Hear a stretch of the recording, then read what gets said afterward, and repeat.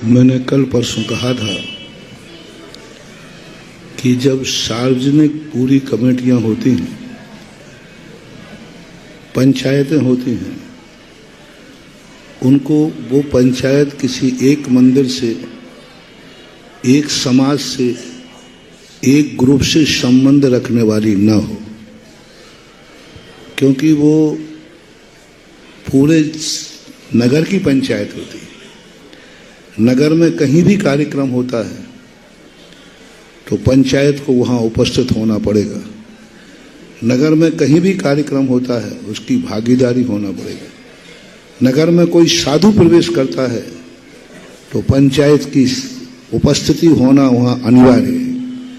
यदि पंचायत ये करती है कि हम फलाने साधु को आएगा तो आगवानी करेंगे, फलानी साधु आएगा तो हम प्रवेश कराएंगे, वो पंचायत में पंच बनने लायक ही नहीं।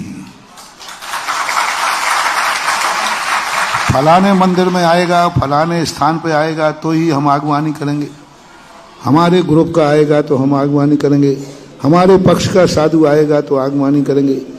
ये पंचायत का लक्षण नहीं है। हाँ, ये बात हो सकती है कि कोई बड़ा साधु आया, गुणवान साधु आया तो आगवानी में अंतर आ सकता है, लेकिन आगवानी पंचायत को करना पड़ेगी। समाज जावे या ना जावे, समाज साधु को देख के जाएगी कि उनको साधु पसंद है कि नहीं। साधु किस प्रकार का है, समाज की श्रद्धा है। समाज श्रद्धा से जाएगी, पंचायत बिना श्रद्धा से जाना पड़ेगा।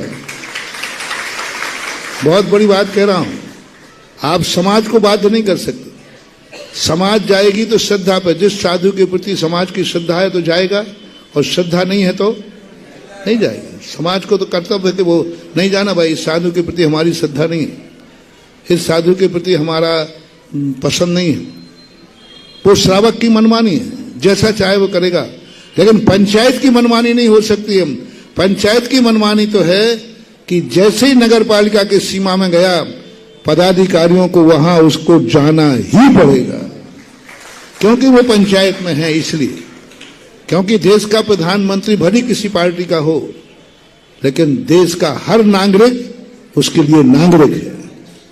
चाहे वो विपक्ष पार्टी का भी हो तो भी वह, उसका भी प्रधानमंत्री है कि नहीं, वो भी देश का नागरिक है कि नहीं है। बस उस समय पद पे बैठने के बाद फिर कोई पार्टी नहीं होती, फिर होती है मैं देश का राजा हूं और सारी प्रजा हमारी प्रजा है।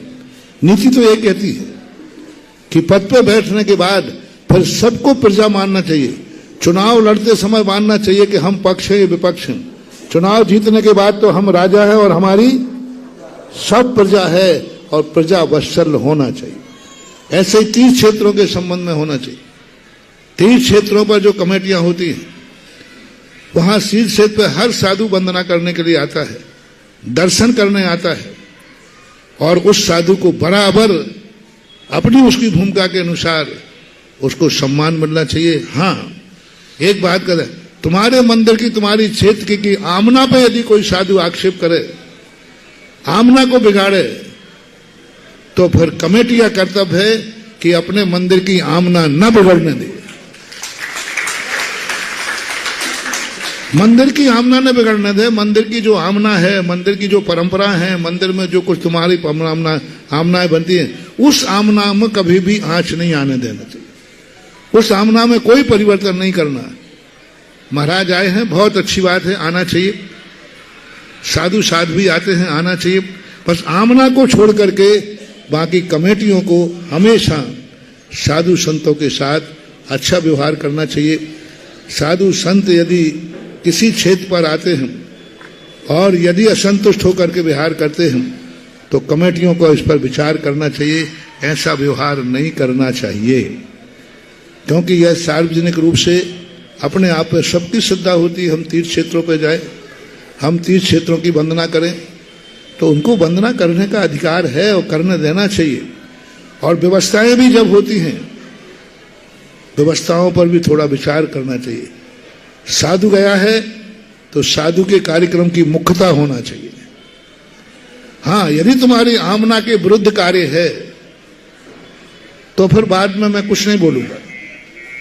लेकिन सामान्य व्यवस्थाओं का है तो जो साधु पहुंचता है उनसे परामर्श करके, उनको बैठ करके, उनको राजी खुशी करके, उनसे अच्छी तरह से वात्सल्य करके एडजस्ट करना चाहिए।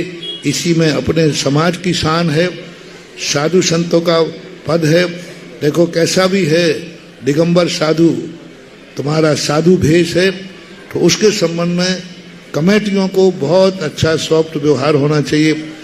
कमेटी तुम्हें कमेटी बना दिया गया है तो तुम्हारी एक ये मत समझना कि तुम हिटलर बन गए हो, बपौती हो गई है, तुम जो चाहो वह करोगे, ऐसा नहीं।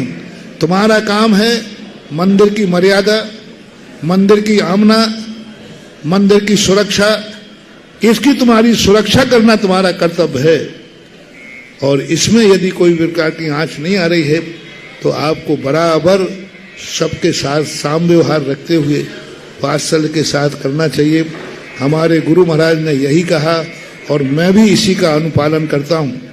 किसी भी क्षेत्र में जाता हूँ मैं कभी उनकी आमना से छेड़छाड़ नहीं करता, उनकी परंपराओं से छेड़छाड़ नहीं करता। आपकी जो परंपराएं हैं वो आप करिए, लेकिन कमेटियां भी एडजस्ट करना सीखना चाहिए।